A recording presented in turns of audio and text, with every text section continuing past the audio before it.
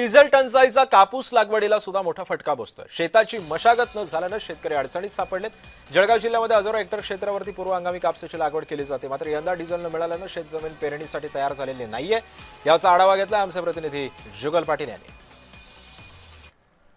दादा, काय सांगणार? शेतीच्या कामांना पाचोरा तालुक्यात सुरुवात झालेली आहे, काय सांगाल?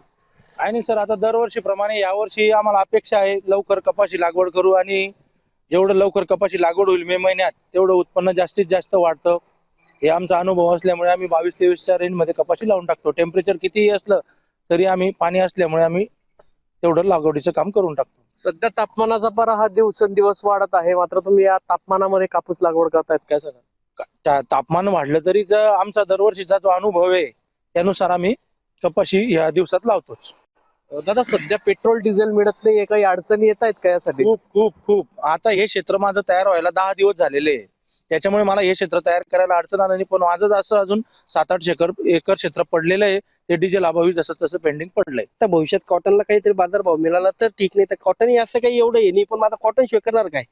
कॉटननी, मक्कानी, ज्वारीनी हे असलं नाही करणार तर दुसरं करणार काय? हमी भाव नसल्यामुळे सगळ्या गोष्टींचा हा मोठा प्रॉब्लेम आहे। आणि त्याच्यात प्लस मजूर मिळत नाही। मजुराची जी अपेक्षा झालेली ती 500, 550, 600 रुपये रोज देऊन बाई किंवा माणूस मिळतच नाही। ते तर खूप अवघड आहे। पेट्रोल डिझेलचा तुटवडा भासत आहे, मात्र तासनतास रांगेत उभं राहून आता शेतीची कामे पूर्णत्वास करत असल्याच्या भावना शेतकऱ्यांनी या ठिकाणी व्यक्त केल्या आहे। जुगल पाटील, जय महाराष्ट्र न्यूज, जळगाव।